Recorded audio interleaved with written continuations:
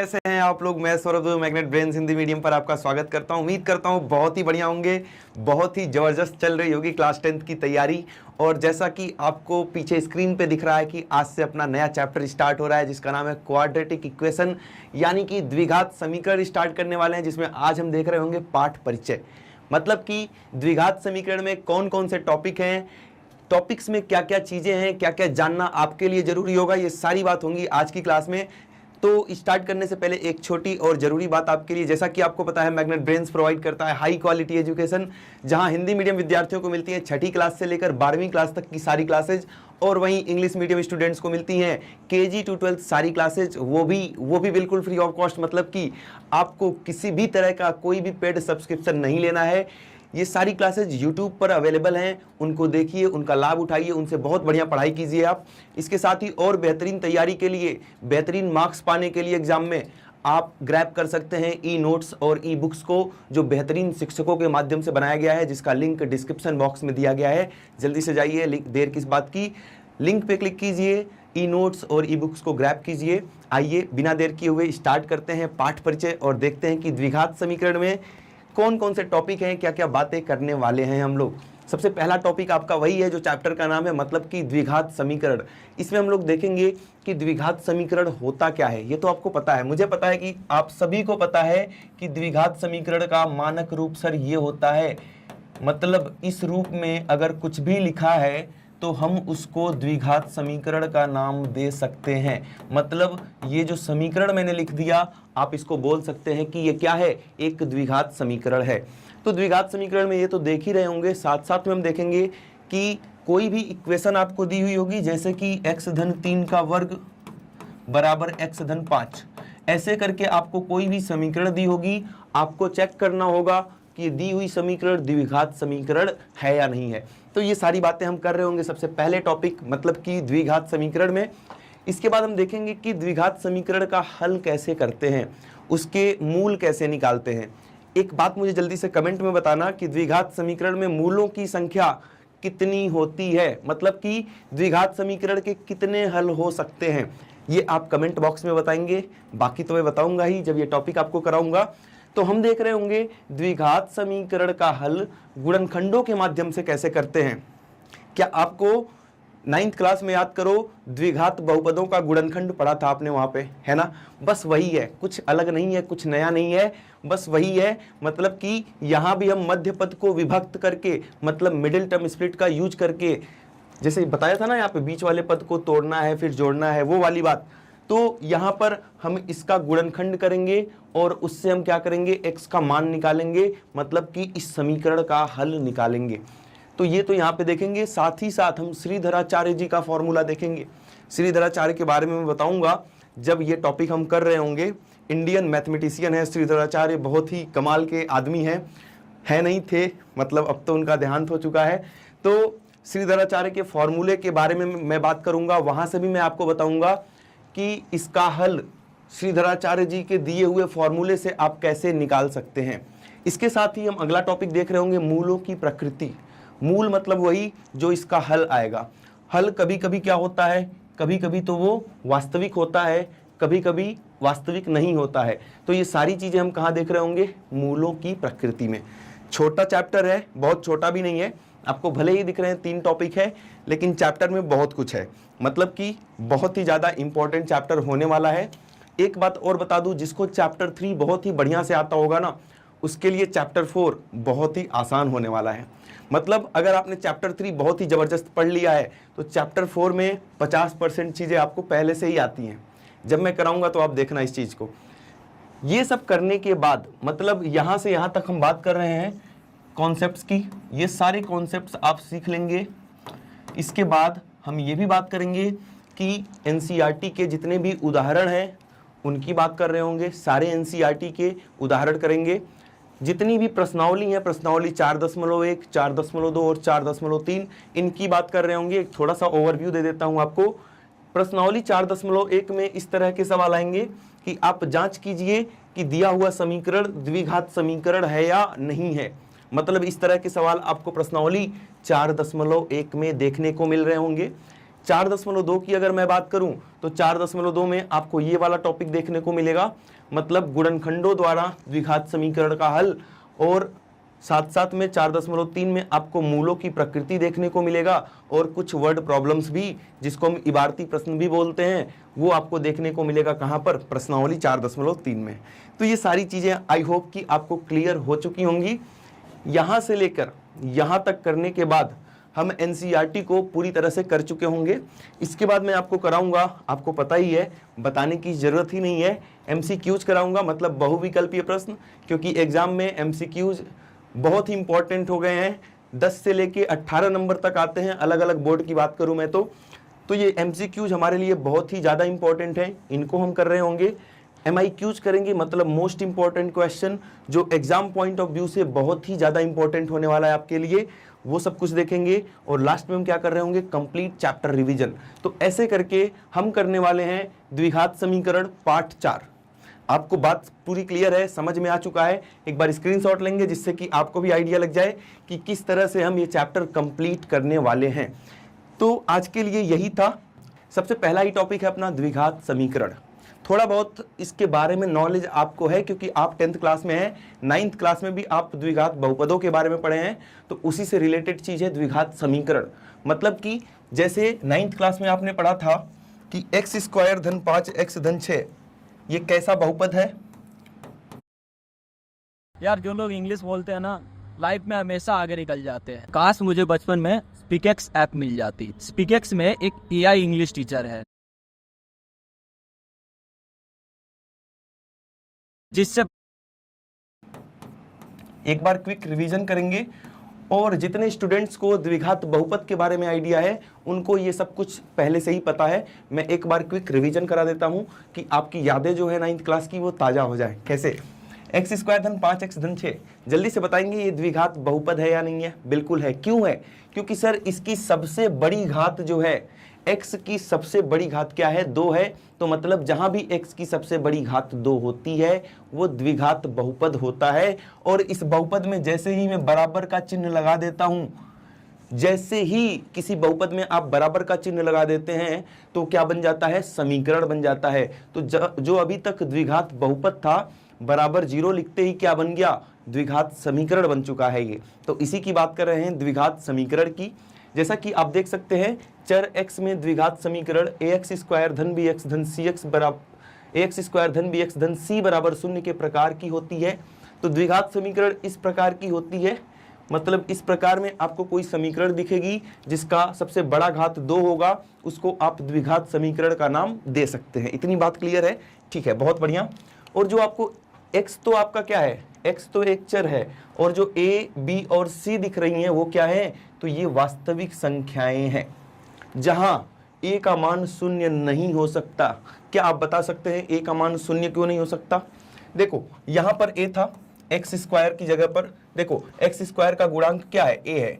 मैं बोल रहा हूं कि a 0 नहीं हो सकता, क्योंकि अगर a 0 हो गया तो ये पूरा 0 हो जाएगा, और ये अगर पूरा 0 हो गया तो बचेगा क्या? बचेगा केवल bx प्लस c। अगर a 0 हो गया तो ये पूरा का पूरा ये वाला पद ax² पूरा 0 हो जाएगा, क्योंकि 0 गुणे x² होगा। जब a का मान 0 होगा तो ये क्या बन रहा होगा? 0 गुणे x²। क्लियर है? अब 0 गुणे x² करने पे इसका मान 0 हो जाएगा, मतलब ये तो खत्म हो चुका, बचेगा bx धन c। क्या bx धन c बराबर 0 एक द्विघात समीकरण है? नहीं सर, यहां तो x की सबसे बड़ी घात 1 है, मतलब ये तो रैखिक समीकरण बन जाएगा, ये तो रैखिक समीकरण बन जाएगा। इसीलिए बोला गया है कि किसी भी कंडीशन में जो x² का गुणांक है वो क्या नहीं हो सकता? वो 0 नहीं हो सकता। ये बात क्लियर है आपको? बहुत ही इंपॉर्टेंट बात है, x² का गुणांक द्विघात समीकरण में कभी भी 0 नहीं हो सकता। क्लियर है बात? आगे बढ़े। ठीक है, तो जैसे कि यहाँ पर आपको कुछ उदाहरण दिए गए हैं, यहाँ पर भी देख सकते हैं x² माइनस 5x धन 20 बराबर 0। यहाँ पर x की सबसे बड़ी घात क्या है? तो x की सबसे बड़ी घात हमारी 2 होगी। दूसरा एग्जाम्पल आप देखेंगे दोस्त, यहाँ पर भी x² का जो गुणांक है वो -2 है, मतलब ये भी एक द्विघात समीकरण है। और यहाँ पर x² है और इसका गुणांक -3 है, मतलब ये भी एक द्विघात समीकरण है, और ये भी एक द्विघात समीकरण है। ये जो रूप है, अब किसी को लग रहा होगा, इसको मैं हटा रहा हूं एक बार, किसी को लग रहा होगा कि सर ये वाला समीकरण आप देख के इस वाले समीकरण को देखो और ये जो मानक रूप बोलते हैं इसको, सर ये दोनों तो मैच नहीं कर रहे हैं, क्योंकि सबसे पहले एक्स स्क्वायर आया है आपका, सबसे पहले एक्स आ गया, सबसे पहले तो एक्स स्क्वायर आना चाहिए। तो ऐसा नहीं है कि ये द्विघात नहीं होगा, सबसे बड़ी घात इसमें भी क्या है, सबसे बड़ी घात यहां भी 2 है, मतलब द्विघात तो है, लेकिन क्या, ये द्विघात के मानक रूप में नहीं है। मानक रूप में कब होगा, मानक रूप में चीजें जब ही होंगी जब सबसे पहले एक्स स्क्वायर वाला आएगा, फिर एक्स वाला आएगा और फिर अचर पद आएगा, तब हम बोलेंगे मानक रूप में है। के लिए ये वाला पद पहले होना चाहिए था, ये उसके बाद, और ये सबसे लास्ट में। क्लियर है बात? नहीं क्लियर है तो इसको एक बार और देखेंगे। यहां देखते हैं, मैंने जैसा बताया आपको कि मानक रूप होता है ax स्क्वायर धन bx धन c बराबर 0। मतलब अगर इस रूप में कोई द्विघात समीकरण लिखा हुआ है तो उसको हम बोलेंगे मानक रूप में है। आइए चेक करते हैं, यहाँ पे कुछ उदाहरण लेकर आया हूं मैं, आइए चेक करते हैं कि क्या दिए गए एग्जाम्पल्स मानक रूप में है या नहीं है। सॉरी, हाँ, यहां देखो, यहां पर पहले एक्स स्क्वायर वाला आ गया, फिर एक्स वाला आ गया और फिर अपना अचर पद आ गया, कांस्टेंट नंबर आ गया। ये मानक रूप में है सर, कोई दिक्कत वाली बात नहीं है। यहां चेक करके बताओ मुझे, सर ये भी मानक रूप में है, पहले एक्स स्क्वायर फिर एक्स वाला और फिर अचर पद आ गया, मतलब कि ये भी मानक रूप में है, कोई प्रॉब्लम नहीं है। सर इसको जल्दी से बता दो, सर ये भी तो मानक रूप में है, पहले एक्स स्क्वायर वाला आ गया, फिर एक्स वाला आ गया और फिर अचर पद आ चुका है। ये बात समझ पा रहे हैं कब मानक रूप में होगा कब नहीं होगा, ये बात समझना बहुत जरूरी है। एकदम स्टार्टिंग से बेसिक से चल रहे हैं हम लोग, मतलब एक एक चीज को बिल्कुल समझते हुए आगे बढ़ेंगे, जल्दीबाजी नहीं करना, मेरी बात समझिए। अभी आपको लगता है अरे ये सब तो आता है, बिल्कुल आता है आपको, लेकिन जितनी जल्दी आता है उतनी जल्दी भूल भी जाता है। मतलब कि चीजों पे टाइम दीजिए। अभी हमने स्टार्ट किया है, चीज़ों पे टाइम देना पड़ेगा, उसको समझना पड़ेगा, उस पर प्रैक्टिस करनी पड़ेगी। तो हम समझ भी रहे हैं और 2-3 एग्जाम्पल से प्रैक्टिस भी कर रहे हैं, ठीक है। तो जल्दीबाजी बिल्कुल नहीं करनी है, बहुत आराम से आगे बढ़ना है, मतलब कदम जमा के रखने हैं, एकदम कॉन्सेप्ट क्लियर करके आगे बढ़ना है। आइए देखते हैं, तो यहाँ तक जो 3 आपको समीकरण दिख रहे हैं ये सब मानक रूप के अंतर्गत लिखे हुए हैं, लेकिन आगे की बात मैं करता हूँ। जबकि क्या ये मानक रूप में है? सर पहले एक्स स्क्वायर वाला आना चाहिए, आ रहा है, लेकिन फिर एक्स वाला आना चाहिए था, ये वाला यहां पर आना चाहिए था, मतलब कि ये मानक रूप में नहीं है। क्या ये द्विघात समीकरण है? हाँ, एक्स का सबसे बड़ा पावर क्या है, सबसे बड़ी घात क्या है, एक्स की सबसे बड़ी घात 2 है, अतः यह द्विघात समीकरण में है, ठीक है। ये भी आप देख सकते हैं कि सबसे पहले सर एक्स स्क्वायर वाला पद आना चाहिए था, नहीं आया, मतलब कि ये भी द्विघात समीकरण के मानक रूप में नहीं है। द्विघात समीकरण तो है, क्योंकि x की सबसे बड़ी घात यहां भी क्या दिख रही है आपको, 2 दिख रही है, लेकिन द्विघात समीकरण के मानक रूप में नहीं है। मेरी बात समझ चुके हैं? क्या क्या अभी तक आपको बताया। द्विघात समीकरण किसको बोलेंगे? जिसकी ऐसा समीकरण जिसमें x की सबसे बड़ी घात क्या हो, 2 हो। x की सबसे बड़ी घात क्या होनी चाहिए, 2 होनी चाहिए, उसको तो हम द्विघात समीकरण बोलेंगे। उसके बाद हमने सीखा कि मानक रूप क्या होता है। मानक रूप होता है ax स्क्वायर धन bx धन c बराबर 0। इस रूप में अगर कोई समीकरण लिखा हुआ है तो हम उसको द्विघात समीकरण का मानक रूप बोलेंगे। अगर इस रूप में नहीं लिखा है तो हो सकता है कि वो द्विघात समीकरण हो, लेकिन मानक रूप नहीं होगा। अभी तक हमने ये पढ़ा, ये आई होप कि हर एक स्टूडेंट को, मेरे हर एक साथी को ये बातें क्लियर होंगी। आगे बढ़ते हैं, स्क्रीनशॉट ले लें इसका जल्दी से एक, और देखते हैं आगे क्या धमाल होने वाला है। अब हम देखते हैं कि कभी भी कोई समीकरण आपको दिया है, कोई भी समीकरण दिया है, और ये एग्जाम में आता है क्वेश्चन ये वाला, अभी जो आपको दिख रहा है। अभी तक तो हम कॉन्सेप्ट की बातें कर रहे थे, ये एग्जाम के लिए इंपॉर्टेंट टॉपिक है, क्योंकि प्रश्नावली 4.1 जो आप पढ़ेंगे उसमें यही काम करना है, आपको जांच करनी है।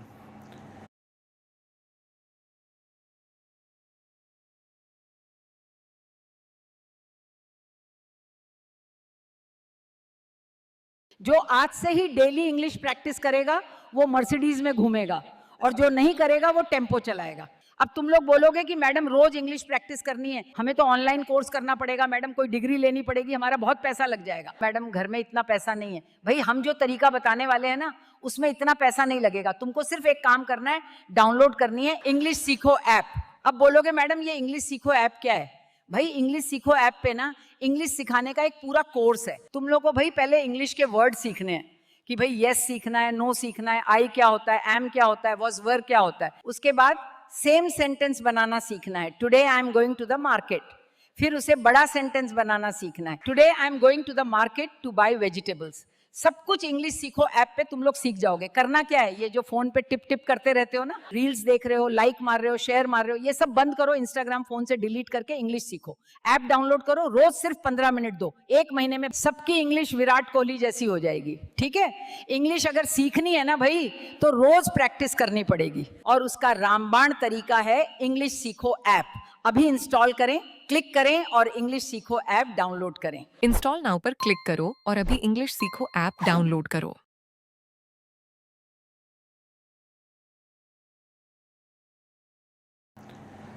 कोई भी समीकरण दिया है उसको जांच करके बता देना है कि वो द्विघात समीकरण है या नहीं है। ये कैसे करेंगे? समीकरण को देखते ही बता देना है कि वो द्विघात समीकरण है या नहीं है। तो बड़ा आसान सी बात है सर। अगर सबसे बड़ी घात, किसी समीकरण की सबसे बड़ी घात कितनी हो, 2, सबसे बड़ी घात कितनी हो, 2, तो वो द्विघात समीकरण होता है। ये बात तो सबको क्लियर है। ये बात तो सबको क्लियर है कि सबसे बड़ी घात अगर 2 है तो वो द्विघात समीकरण होता है। और समीकरण का रूप क्या होना चाहिए? ये होना चाहिए।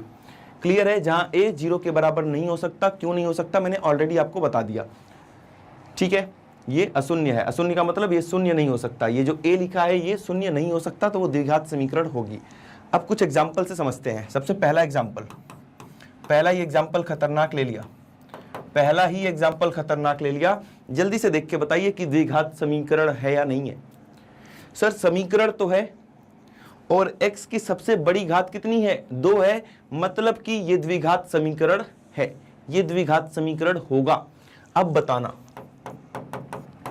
4y² माइनस 5y बराबर 0, ये द्विघात समीकरण है या नहीं है? सर बराबर का चिन्ह आ गया, चर राशियां आ चुकी हैं, मतलब कि चर राशि y आ चुकी है, समीकरण तो है।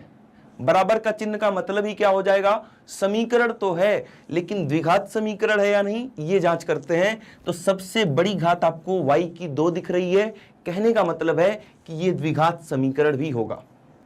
मेरी बात समझ पा रहे हैं? एक और लास्ट आखिरी, इसके तीनों रूप, इसके सारे रूप यहीं पे दिखा दूंगा आपको। अब है हमारे पास 5x² माइनस 2 माइनस 3x बराबर 0। क्या ये द्विघात समीकरण है? बिल्कुल है सर, x की घात में 2 दिख गया, द्विघात समीकरण है। एक बात और बताएंगे कमेंट में कि क्या ये द्विघात समीकरण का मानक रूप है? क्या जो द्विघात समीकरण लिखी गई है ये मानक रूप में लिखी गई है या नहीं, ये आप कमेंट में बताएंगे। ये मैं पहले ही बता चुका हूं। बढ़ते हैं आगे, लेंगे एक स्क्रीनशॉट बढ़िया सा। अब हम देखते हैं अपना नेक्स्ट टॉपिक। अच्छा एक बात और, एक क्वेश्चन और डिस्कस कर लेते हैं, इंपॉर्टेंट सा। अब बताना कि द्विघात समीकरण है या नहीं। अब तक तो मजा आ रहा था ना बताने में, अब बताओ द्विघात समीकरण है या नहीं है। सर ये तो x की सबसे बड़ी घात 1 दिख रही है, यहां भी 1 दिख रही। नहीं, सबसे पहला काम क्या करना है?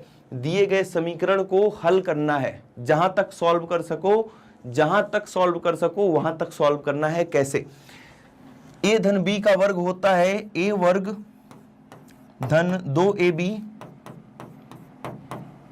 धन 2ab, 2a और b की जगह 2 धन b वर्ग, b की जगह 2, ये a की जगह x आ गया, 2ab और b की जगह 2 आ गया, b वर्ग बराबर 5x। ये बात क्लियर है ना? हमने फॉर्मूला कौन सी सर्वसमीका लगाई, कौन सी आइडेंटिटी लगाया हमने? a वर्ग धन 2ab धन b वर्ग। ये सर्वसमीका का यूज करके हमने इसको एक्सपेंड किया, इसको विस्तार किया। ठीक है, अब इसको हम सॉल्व करेंगे पूरा, जहां तक हम सॉल्व कर पाएंगे वहां तक करेंगे। 2 2 जा 4x प्लस 2 स्क्वायर कितना 4 इक्वल टू 5। 5x को इधर लाओ तो 4x माइनस 5x लिख देंगे, 5x इधर आएगा तो माइनस का 5x प्लस 4 बराबर 0। क्या बन गया हमारे पास, x square minus x plus 4 बराबर 0।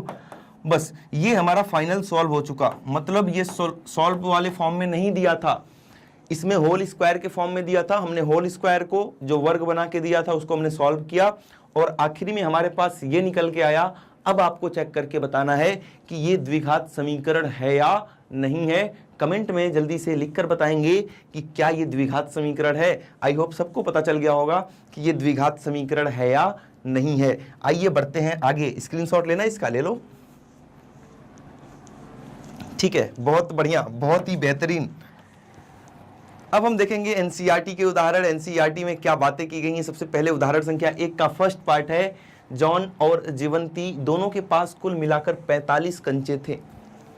जब आपने चैप्टर 3 किया था, एक एक बात ध्यान से समझना नहीं तो गलती कर जाओगे एग्जाम में। जब आपने चैप्टर 3 किया था, चैप्टर 3 का नाम क्या है, 2 चर वाले रैखिक समीकरण युग्म, 2 चर वाले। इसमें हम जब तक कोशिश करेंगे कि एक चर में अपना काम हो जाए। क्या कोशिश करना है इस चैप्टर में, चैप्टर 4 में, एक चर में आपका काम हो जाए। अगर नहीं होगा तो सर तो 2 चर ले लेना, उससे हम निपट लेंगे, मैं तरीका बताऊंगा। लेकिन कोशिश क्या करना है कि कितने चर में, एक चर में अपना काम हो जाए। जैसे कि बहुत सारे स्टूडेंट क्या करेंगे, यहां से यहां तक पढ़ो इसको। आप मान लेंगे कि जॉन के पास x था और जीवंती के पास y था। गलत नहीं है, सही है, लेकिन मैं सिखाऊंगा कि जल्दी से कैसे करना है। स्मार्ट कैलकुलेशन जिसका नाम है वो कैसे करना है। जॉन को आपने x दे दिया, जीवंती को y, तो वहां पे 2 आ गए ना, मतलब कि 2 चर आ गए, x और y। मैंने क्या बोला, कोशिश करो कि एक चर में काम हो जाए अपना। कैसे, जॉन और जीवंती के पास, दोनों के पास मिला के कितने कंचे हैं, 45 कंचे। सुबह सुबह में डस्टबिन 2 बार लिया है। Real people near you, no more lonely tonight, no payment. समझना यहाँ पे जो समझाना चाहता हूं। अगर मैंने पूछा कि मैंने अगर जॉन को इसमें से x कंचे दे दिए, जॉन को कितने कंचे दे दिए, x दे दिए, तो जीवंती के पास कितने कंचे बचेंगे। जीवंती के पास क्या आपको पता है? हाँ, डेफिनेटली बहुत सारे स्टूडेंट्स को पता होगा, नो डाउट, बहुत अच्छी बात है आपको पता है।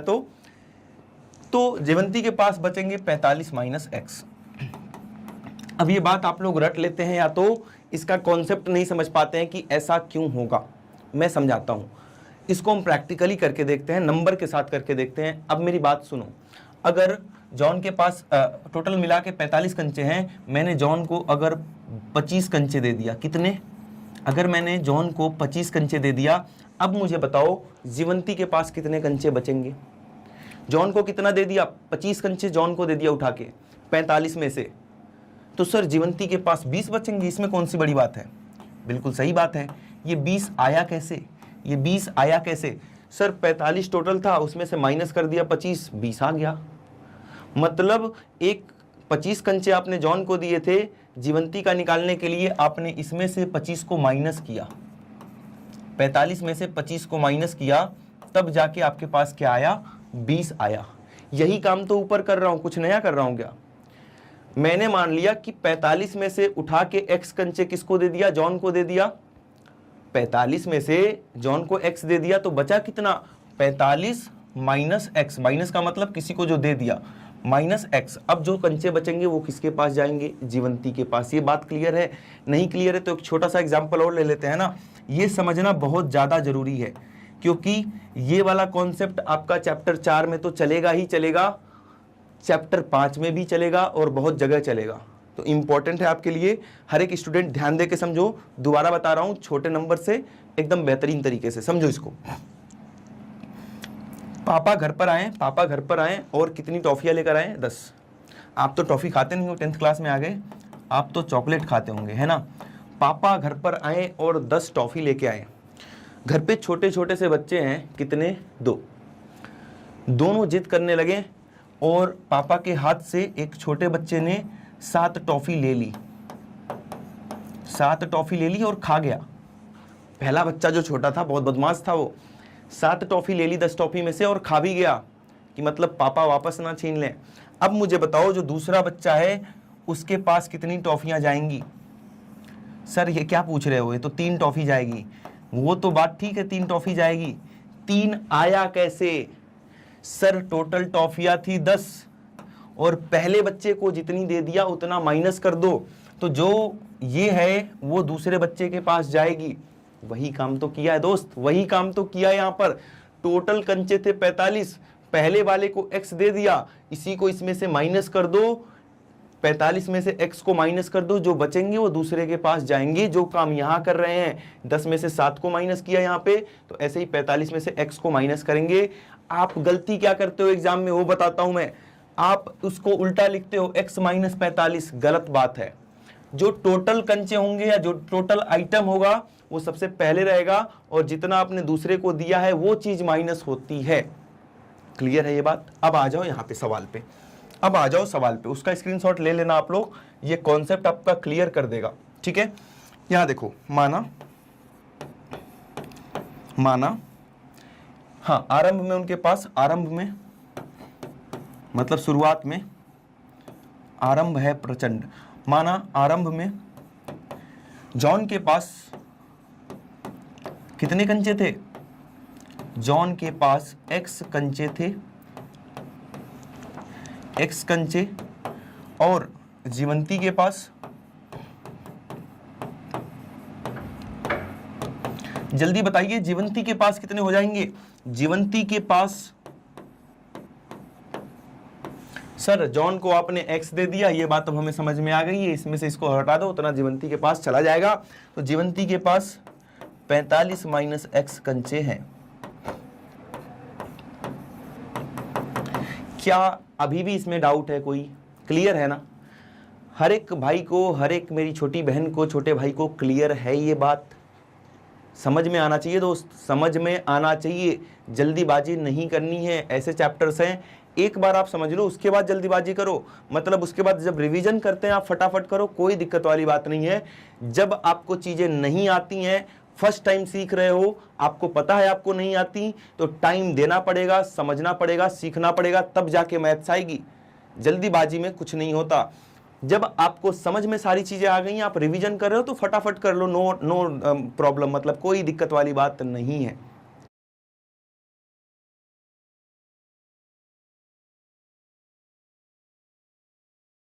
अगर आप 6 to 10th या 11 12 साइंस स्ट्रीम के स्टूडेंट्स हैं तो ये वीडियो लास्ट तक जरूर देखिएगा। मोशन आप मेरी बात समझ गए? ठीक है, समझदार तो हैं आप। यहां तक हमने काम कर लिया सर कि जॉन और जीवंती दोनों के पास कुल मिलाकर 45 थे, जॉन को दे दिया x और जीवंती को दे दिया 45 माइनस x। डाउट क्लियर है? ठीक है, बहुत ही बेहतरीन। दोनों 5-5 कंचे खो देते हैं, 5 इसने खो दिया और 5 जीवंती ने खो दिया, तो जॉन के पास कितने बचेंगे? 5 कंचे खोने के बाद क्या लिखेंगे? 5 कंचे खोने के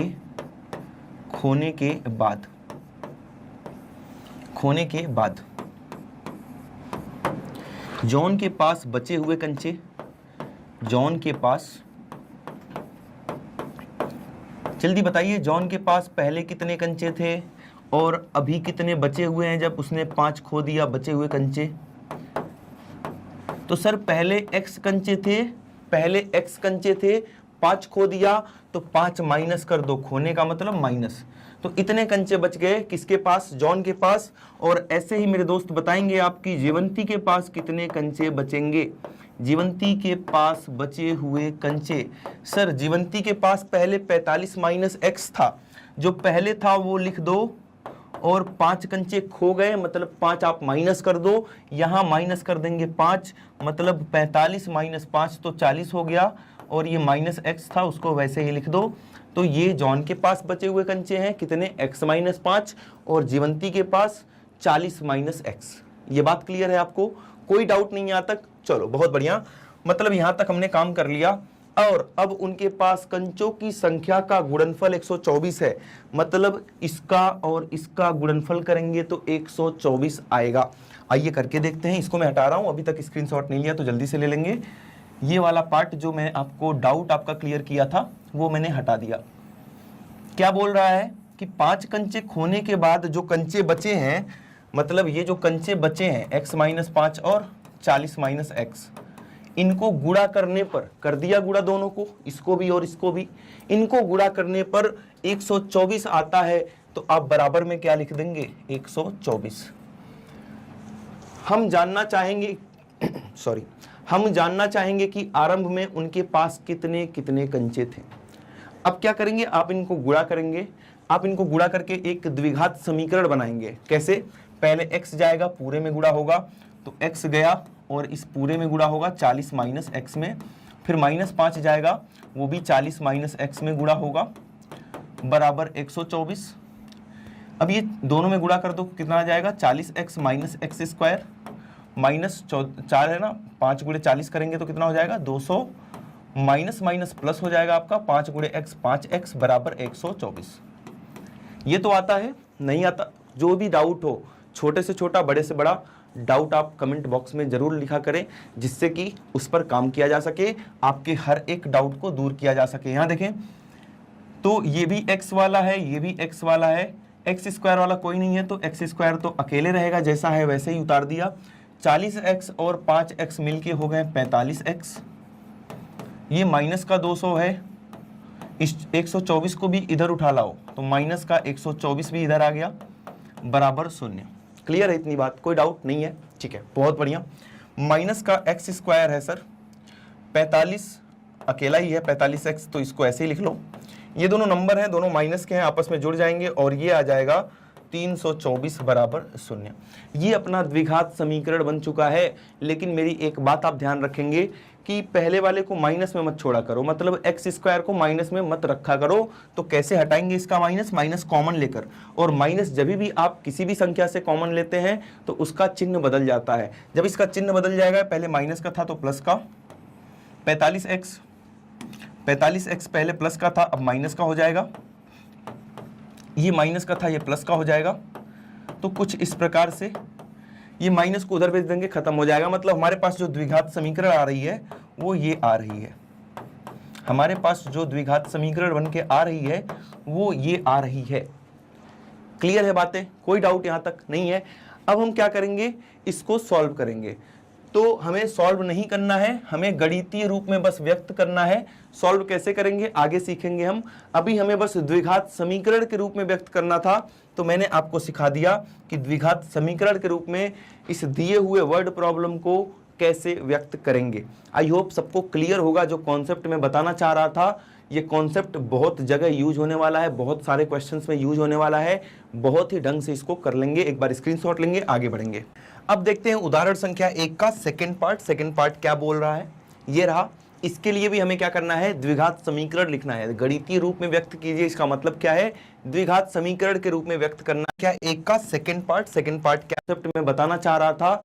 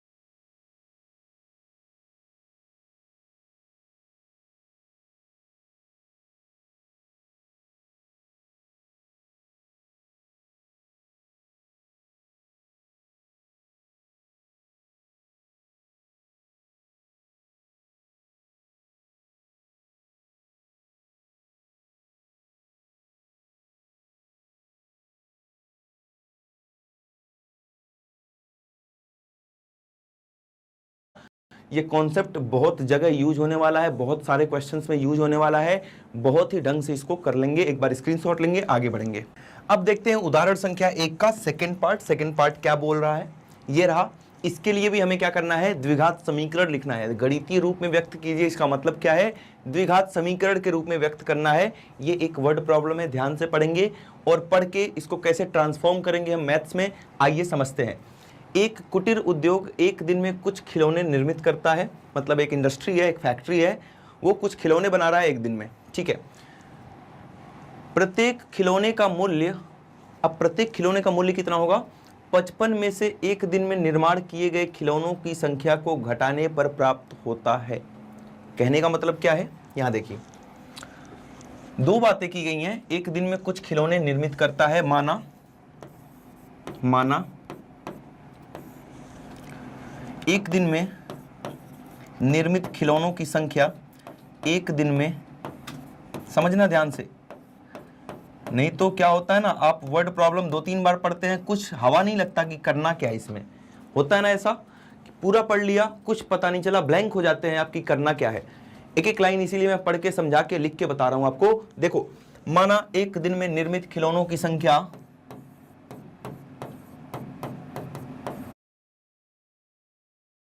10 साल से मैथ पढ़ा रहा हूँ, शुरू में ही पता चल जाता है कि कौन पास होगा कौन फेल। लेकिन वो जो बच्चा है अभिषेक, उसने फाइनल एग्जाम में 80 नंबर ला दिए। मुझे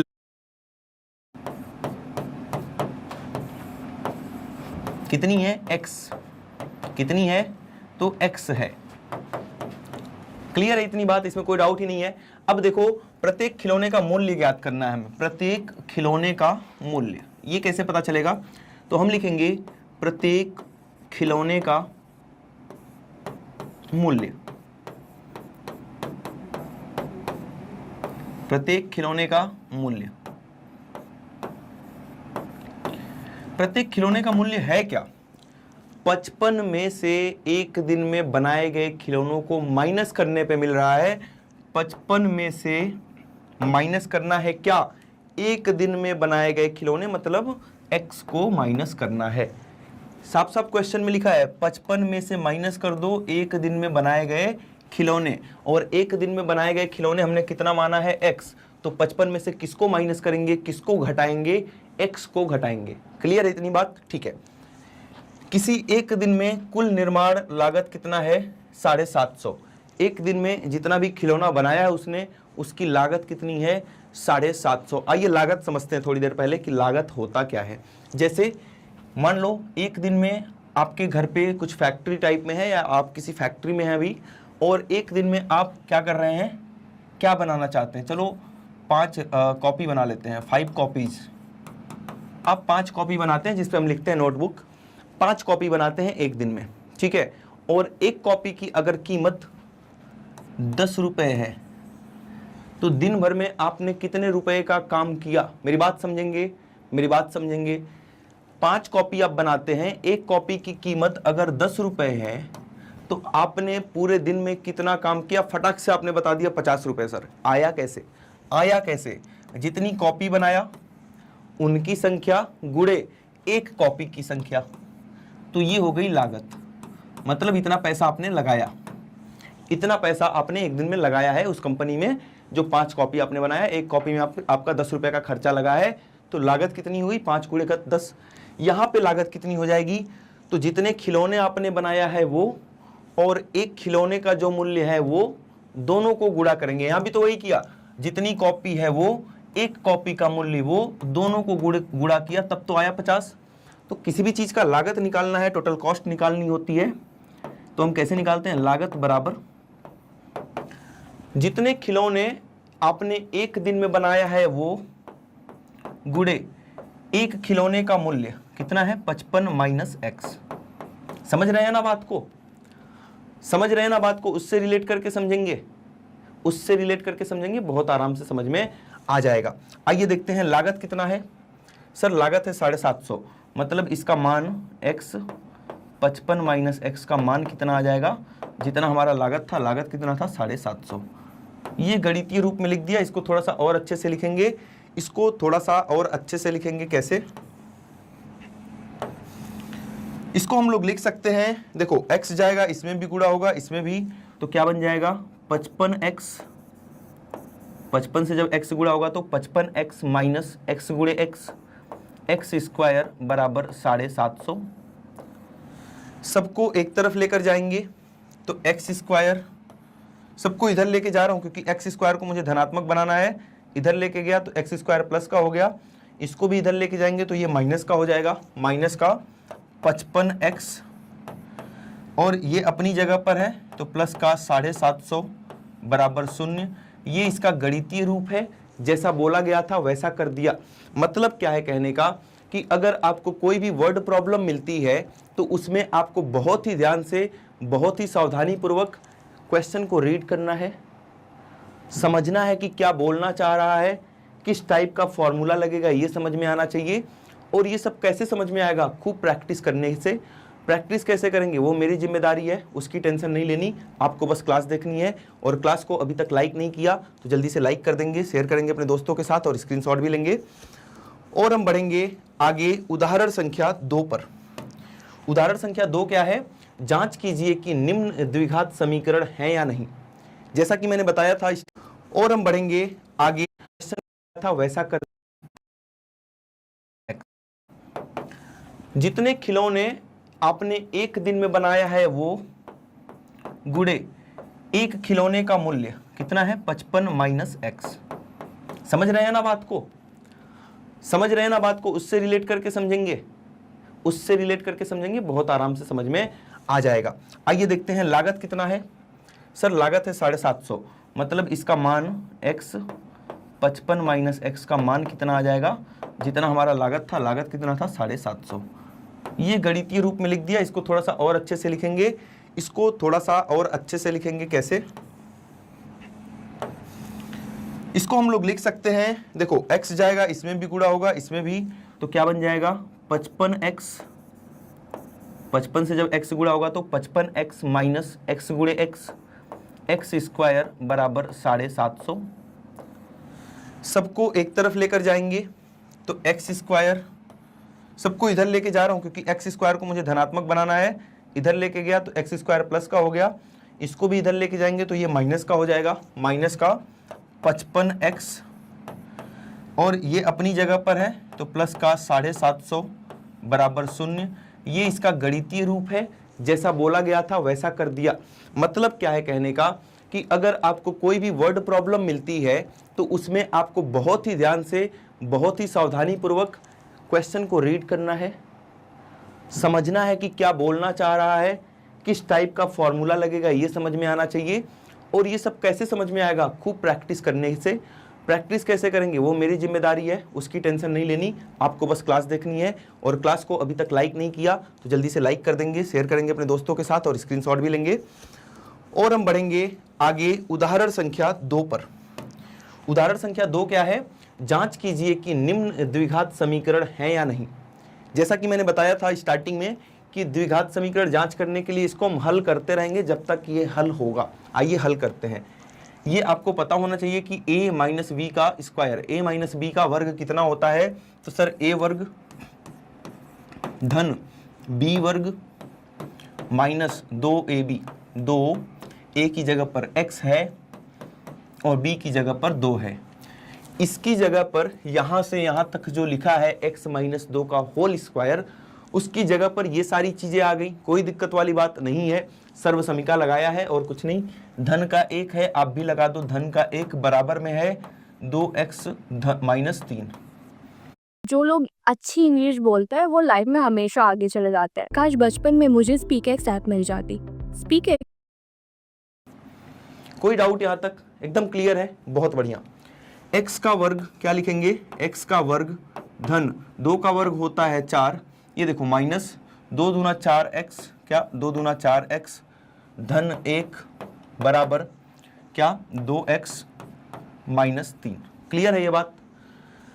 अब देखो कौन कौन एक जैसा है। एक्स स्क्वायर को तो ऐसे ही लिख लो आप, x वालों को ढूंढो। अब ये रहा और ये रहा, माइनस 4x को लिख लो, ये 2x इधर आएगा तो माइनस का 2x हो जाएगा। ये प्लस का 4 और प्लस का 1 मिलके हो गया प्लस का 5, और ये माइनस 3 इधर आएगा तो प्लस का 3 हो जाएगा। क्लियर है? समझ रहे हैं कैसे लिखना है? पहले मैंने कैसे जमाया इसको? पहले x का वर्ग लिख दिया, फिर x वालों को लिखा, फिर जो अचर पद हैं मतलब कि जो नंबर्स हैं उनको लिख दिया। अब इनको लिख दो, खत्म बात। x का वर्ग माइनस 6x धन 5 और 3 8। अब जल्दी से देखकर बता दीजिए, देखकर इसको बताइए कि क्या यह द्विघात समीकरण है। क्या ये जो दिया हुआ है एक्स स्क्वायर माइनस 6x धन 8 बराबर 0, क्या ये द्विघात समीकरण है? क्यों नहीं होगा भाई, क्यों नहीं होगा। इसकी सबसे बड़ी घात जब 2 है सर, तो दिया हुआ ये समीकरण कैसा होगा? ये होगा क्वाड्रेटिक इक्वेशन, मतलब द्विघात समीकरण। क्या होगा? द्विघात समीकरण, क्वाड्रेटिक इक्वेशन। क्लियर है? एक बार स्क्रीनशॉट लेंगे, आगे बढ़ेंगे और देखेंगे इस क्वाड्रेटिक इक्वेशन मतलब द्विघात समीकरण। क्या होगा? द्विघात समीकरण, क्वाड्रेटिक इक्वेशन। क्लियर है? एक बार स्क्रीनशॉट लेंगे,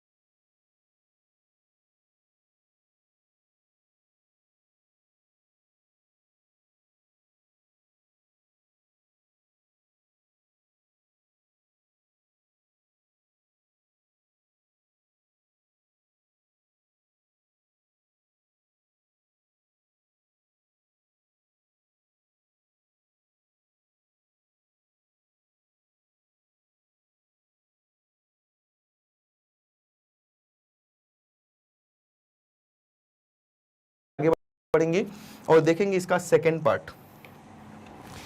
कुछ नहीं करना, आपको काम वही करना है कि पहले तो इसको ठोक पीट के, मतलब कि सॉल्व करके एकदम सिंपलेस्ट फॉर्म में लाओ। जहां गुणा हो रहा है गुणा कर दो, भाग हो रही है भाग कर दो। आओ खेलते हैं।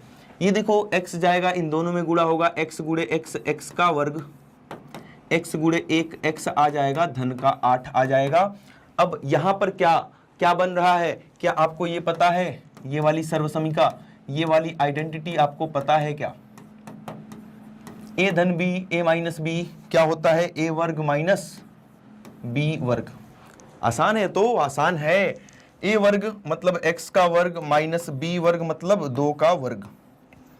x वर्ग से x वर्ग कट गया, क्योंकि इधर भी धनात्मक था इधर भी धनात्मक था। एक बराबर के इधर है, एक बराबर के उधर है। अगर दोनों का चिन्ह समान होता है तो कट जाते हैं। जैसे यहाँ x धन 2 लिख दिया, यहाँ y धन 2 लिख दिया, यहाँ भी धन का 2 है, यहाँ भी धन का 2। एक बराबर के इस तरफ, एक बराबर के उस तरफ, यही हाल यहाँ था। ऐसा हो गया x धन 8 बराबर माइनस 2, 2 का वर्ग कितना हो गया? 4। माइनस 4 को इधर लाएंगे तो 8 धन 4 हो जाएगा।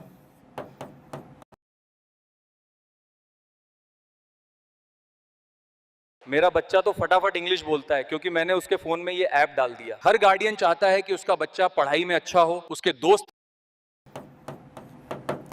और ये बन गया अपना x धन 12 बराबर 0। क्या यह द्विघात समीकरण है? क्या x की सबसे बड़ी घात 2 है? नहीं सर, ऐसे मत बोलो सर। x की सबसे बड़ी घात तो 1 है। मतलब कि ये कैसा समीकरण हो जाएगा? सर ये तो रैखिक समीकरण है। ये कैसा समीकरण है? ये रैखिक समीकरण है। अगर रैखिक समीकरण है तो आपसे ये तो थोड़ी ना पूछा गया कि रैखिक है या नहीं। आपको उत्तर में क्या लिखना है? यह द्विघात समीकरण नहीं है, यह द्विघात समीकरण नहीं है। इसका स्क्रीनशॉट लेंगे, आगे बढ़ेंगे। ठीक है, अब देखते हैं हम आगे थर्ड पार्ट। इस वही काम करना है, वही काम करना है। मतलब गुणा हो रहा है तो गुणा, प्लस हो रहा है तो प्लस, माइनस हो रहा है तो माइनस, जो बोल रहा है कर दो। तो x इसमें भी गुणा होगा, इसमें भी गुणा होगा। कितना आ जाएगा सर? यहाँ 2x वर्ग आएगा, धन यहाँ पे 3 गुणे x 3x आएगा, यहाँ पर x वर्ग है और यहाँ पर प्लस का 1 है। सर सबको एक तरफ करो, एक तरफ करो, सबको एक ही घर में ले आओ। चलो ले आते हैं। 2x का वर्ग, ये x का वर्ग इधर आएगा तो माइनस x वर्ग धन 3x, ये एक इधर आएगा तो माइनस का 1 बराबर 0। 2x वर्ग में से x का वर्ग माइनस करेंगे तो x वर्ग बचेगा धन 3x माइनस 1 बराबर 0। ऐसा तो नहीं लग रहा है किसी को कि x वर्ग में से धन 3x करेंगे तो 4x वर्ग हो जाएगा। ये आपस में नहीं जुड़ते हैं। x का वर्ग है और ये x है, जब तक एक जैसे नहीं होते हैं नहीं जुड़ते हैं। इस पर जल्दी ही मैं वीडियो लेके आ रहा हूँ जहाँ मैं आपको बताऊंगा बीजीय व्यंजकों के जोड़, घटाने, गुणे भाग, गुणा भाग सब बताऊंगा। क्योंकि यहाँ पर मैं देखता हूँ बहुत सारे स्टूडेंट्स को क्या होती है, प्रॉब्लम होती है 10th क्लास में पहुँचने के बाद भी। जो चीज़ आपको 7वीं क्लास से पढ़ाई जाती है 10th क्लास में आने के बाद भी नहीं समझ में आती है। टेंशन नहीं लेना है, लेना है, टेंशन क्यों नहीं लोगे? 7वीं क्लास की चीज़ आपको नहीं समझ में आ रही है, टेंशन नहीं लोगे, ये क्या बात हुई? टेंशन लेना है। टेंशन इतना नहीं लेना है कि बस बैठ के टेंशन में ही हो, आपको समझने की कोशिश करनी है। उसका वीडियो मैं बनाऊंगा, बहुत डिटेल में समझाऊंगा, वहाँ पे समझना है। अगर यहाँ से समझ में नहीं आता, अगर आपको आता है तो कोई दिक्कत नहीं है, तब तो बहुत अच्छी बात है, आप होनहार बच्चे हो। अब ये होनहार बच्चे हो तो जल्दी से बताना मुझे ये द्विघात समीकरण है या नहीं है। जल्दी बता दो ये द्विघात समीकरण है या नहीं। सर क्यों नहीं होगा? यहाँ पर x की सबसे बड़ी घात अगर 2 आ रही है तो द्विघात समीकरण होना ही होना पड़ेगा इसे। तो हम लिखेंगे दिया हुआ समीकरण द्विघात समीकरण है। मेरी बात समझ पा रहे हैं कैसे द्विघात समीकरण चेक करते हैं? एग्जाम में 2 नंबर का सवाल है और इतना आसान सा सवाल करने पे अगर 2 नंबर मिल जाए तो इससे अच्छी बात मेरे दोस्त कुछ नहीं हो सकती, कुछ नहीं हो सकती। देखते हैं इसका 4th पार्ट। यहाँ पर एक आइडेंटिटी लग रही है a धन b का होल क्यूब। a धन b का घन, घन क्या होता है, क्यूब क्या होता है a धन b का? सर 9th क्लास में पढ़ा तो था, अभी भूल गया, अभी भूल गया। किसको किसको याद है? जिसको जिसको याद है जल्दी से लिखेंगे कमेंट में यस सर याद है। जिसको नहीं याद है वो भी ईमानदारी से बताएंगे हाँ सर भूल गया हूँ। आओ मैं याद दिलाता हूँ। यहाँ देखो, अगर a धन b का क्यूब है तो होता है a क्यूब धन b क्यूब धन 3ab और ब्रैकेट में a धन b। अब इसको देख के ना सब बताएंगे कमेंट में कि हाँ सर याद है, हाँ सर याद है ना? भले ना याद हो तो इसीलिए मैंने पहले ही बोल दिया, ईमानदारी से बताना है कि लिखने से पहले याद था कि नहीं और यही याद था या गलत याद था। अब ये देखते हैं, इसको ओपन करते हैं इससे। तो a की जगह x है और b की जगह 2 है तो इसी हिसाब से लिख देंगे, है ना? 9th क्लास में हमने खूब किया इसको। कैसे? a का क्यूब मतलब x का क्यूब धन b का क्यूब मतलब 2 का क्यूब धन 3ab मतलब 3 गुणे x गुणे 2 3ab ब्रैकेट में कोष्टक में क्या है a धन b बराबर इधर क्या है x क्यूब माइनस 4। क्लियर है कि नहीं? क्लियर है कि नहीं? समझ में आ गया ना? बस जहां a दिख रहा था वहां x लिख दिया, जहां b दिख रहा था वहां 2 लिख दिया और कुछ नहीं किया हूं। अब ध्यान से देखेंगे, x क्यूब धन 2 का क्यूब होता है 2 गुणे 2 गुणे 2 8 धन 3 गुणे 2 6x x धन 2 बराबर x क्यूब माइनस 4। आया मजा? x क्यूब से x क्यूब को उड़ा दिया, ठीक है? दोनों धनात्मक थे, बराबर के एक इधर एक उधर काट पीट के बराबर कर दिया। ये हो गया 8 धन 6x, x में गुणा करेंगे 6x स्क्वायर आ जाएगा और 2 में गुणा करेंगे तो 12x आ जाएगा और इधर बच गया माइनस का 4। अब हम इसको जमा के लिखेंगे, मतलब कि सबसे पहले x स्क्वायर वाला लिख देंगे, 6x स्क्वायर आ गया। इसके बाद हम 12x लिखेंगे, धन का 12x आ जाएगा, ये धन का 8 तो है ही और ये माइनस का 4 इधर आएगा तो प्लस का 4 बन जाएगा।